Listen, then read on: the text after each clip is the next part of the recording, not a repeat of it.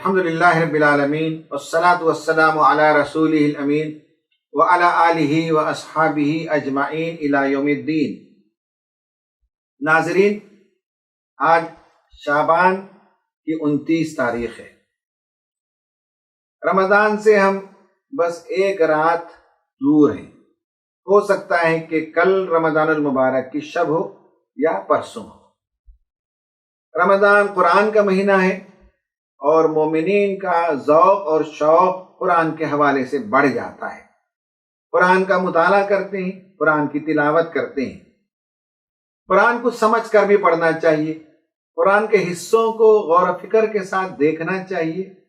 اس کے لیے جا بجا بے شمار انتظامات ہوتے ہیں، قرآن کے سرکلز بھی قائم ہوتے ہیں۔ ہم گزشتہ 5 سال سے آپ کے سامنے قرآن مجید کے دروس کی سیریز لے آ رہے ہیں، اور ہر سال اس سیریز کا کوئی سینٹرل تھیم ہوتا ہے۔ اس سال ہم ایک نئے سینٹرل تھیم کے ساتھ ایک نئی سیریز لے کر آپ کے سامنے حاضر ہوں گے۔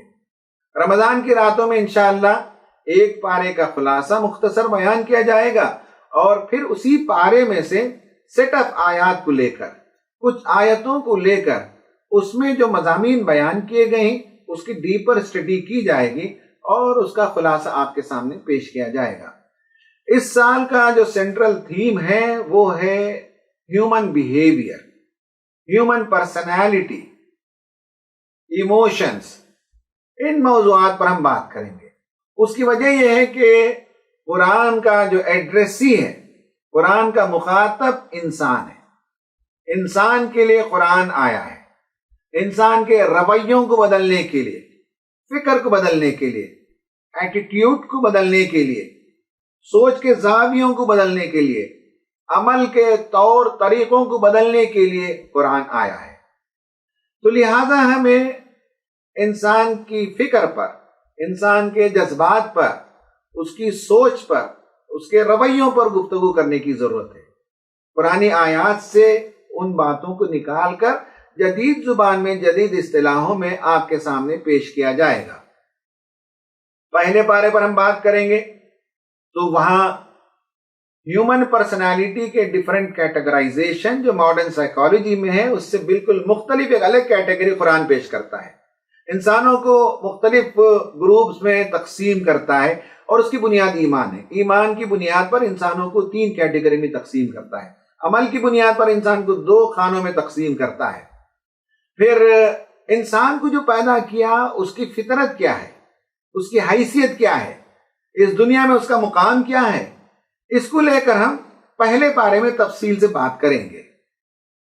پھر اللہ تعالیٰ مختلف مشکلات سے گزارتا ہے تو اس سے پرسنالٹی گروتھ مقصود ہے، اس پر ہم بات کریں گے۔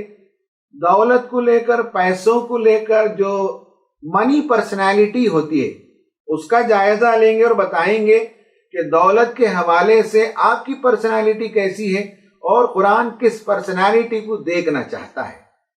پھر ہم اینگر کے موضوع پر بھی بات کریں گے۔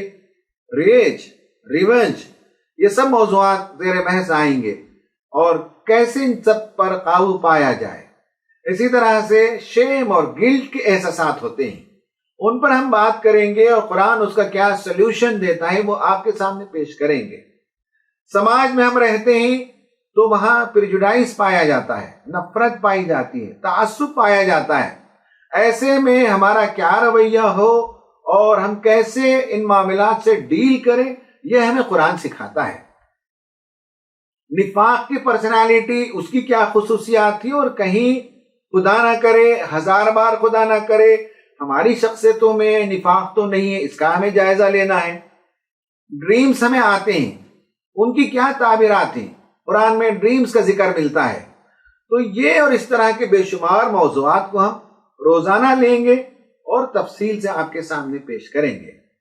اس میں خاص بات یاد رکھنے کی ہے، وہ یہ ہے کہ جب بھی کوئی سائنٹیفک ڈسکوری ہم پڑھتے ہیں تو لوگوں سے کہتے ہیں کہ بھائی سائنس نے تو آج ایجاد کیا ہے، قرآن نے 1400 سال پہلے یہ بات بتا دی۔ ٹھیک ہے، اب ہم یہ چاہتے ہیں کہ وہ بات آپ لوگوں کو بتائیں کہ قرآن میں یہاں اشارہ ہے، قرآن میں یہاں ہنٹ ہے، اس پر کام نہیں ہوا ہے۔ اگر کام کریں، ریسرچ کریں، تحقیق کریں تو ہم ایک نئی چیز دنیا کو دے سکتے ہیں۔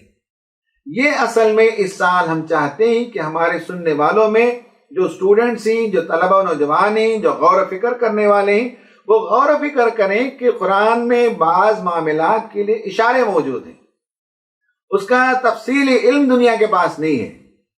یہ آپ کا کام ہے کہ قرآن کے اشاروں کو پکڑ کر آگے چلیں اور نئی چیز کو دریافت کریں اور دنیا کو اس سے مالا مال کریں۔